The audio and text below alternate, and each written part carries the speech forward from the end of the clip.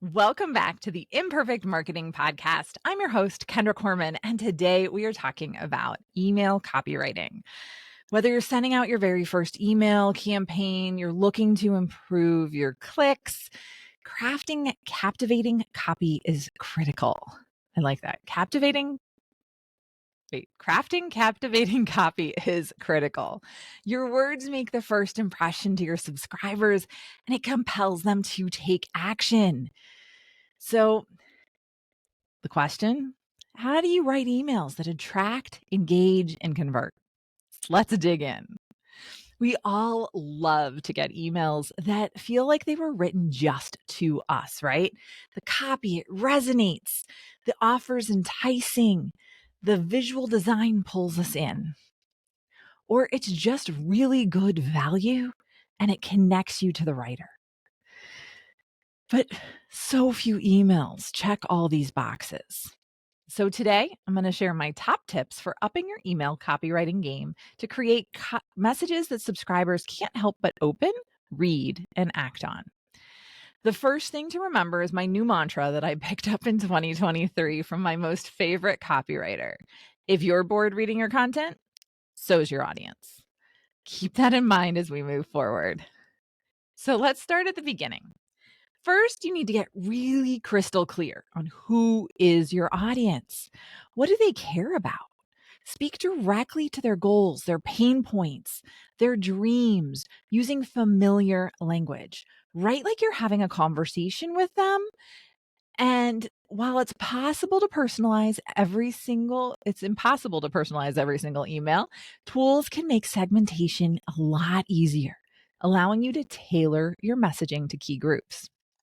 So let me give you an example. I was creating my content marketing course, and it was my worst performing course ever. Why? Well, my audience doesn't call it content marketing. They don't. They don't know what content marketing is. I was using jargon that didn't resonate or relate to my audience.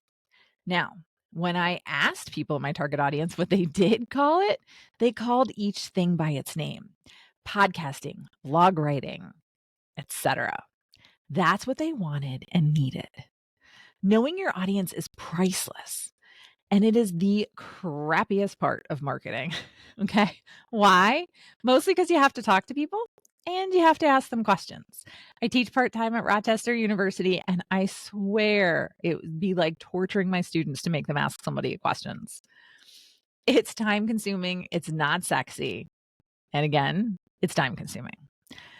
The insights, though, that you can get are invaluable. No one ever wants to do it, though. So really understand who they are, the words they use, and what's important to your audience. That's what's going to make this resonate with them. Okay, then I need you to be ruthlessly focused, okay? Your purpose and call to action on the email are going to be key. Don't try to accomplish too much. I had a conversation with a client the other day, and they're like, but we want to talk about this, and then we've got this, and then we've got that. No, provide value on something specific, then guide readers clearly on what action you want them to take after reading. Have you ever seen the TED Talk on paradox of choice? I watched it a few years ago and loved it. And it really summarizes what you need to be doing with email marketing. Basically, we are horrible when we have choices. Help your readers out and give them one thing to do, 3 at the most. Now let's talk about one of my favorite topics, which is value. This is my favorite part of email marketing. First, and most importantly, resist any urge to make every email solely promotional. That's not good. It's the 80-20 rule. 80% value, maybe 20% selling. The most clicked emails provide useful tips or education first. Then you can offer something relevant to purchase. Give before you ask to build trust and goodwill.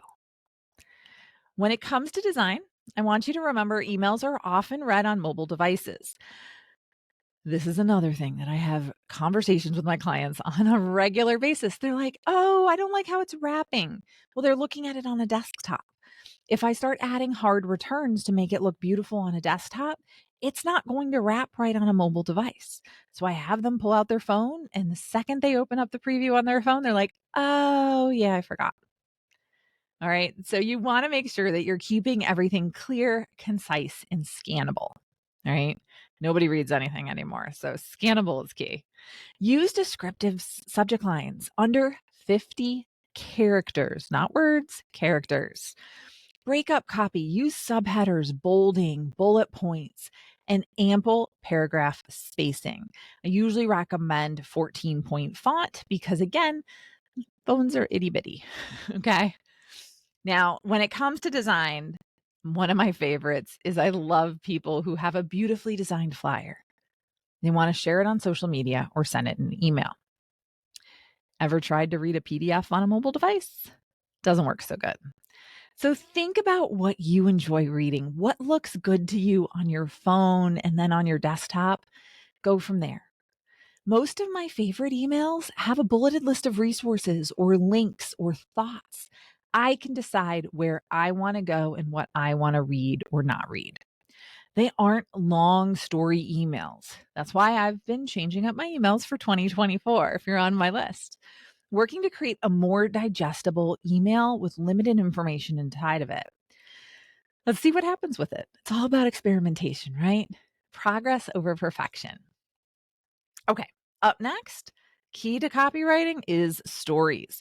Never underestimate the power of stories.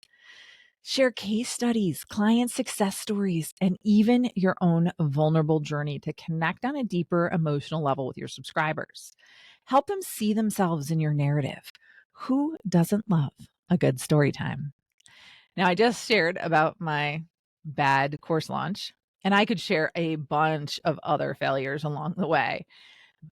Of course, I would prefer that you all think of me as amazing and perfect, but everything that we do is imperfect to some extent, right? Again, I could share a bunch more failures and money wasters. Let me know if you want to hear more about my failures. I am happy to share so you can learn from my mistakes.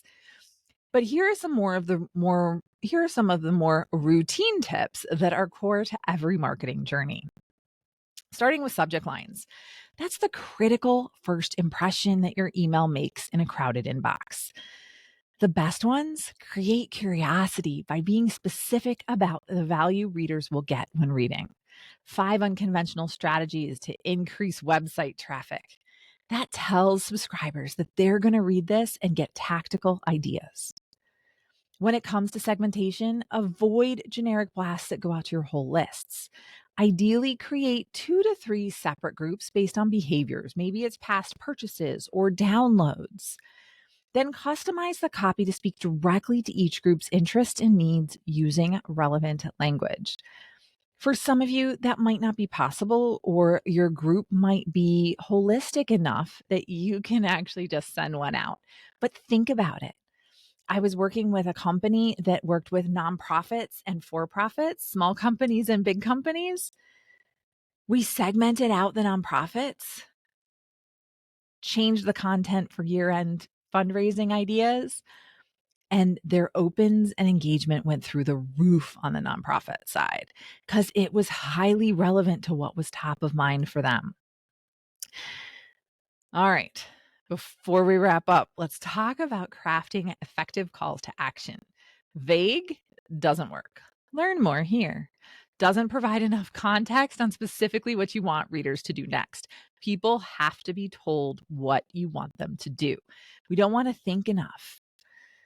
So give a clear, action-oriented directive, like register for the free workshop to get step-by-step organic traffic tactics. Click here, okay? Email copywriting takes practice and experimentation, but following these tips will have you crafting captivating campaigns in no time. All right, imperfect marketers, that wraps up another Imperfect Marketing podcast on email copywriting. Until next time, take care and have a great rest of your day.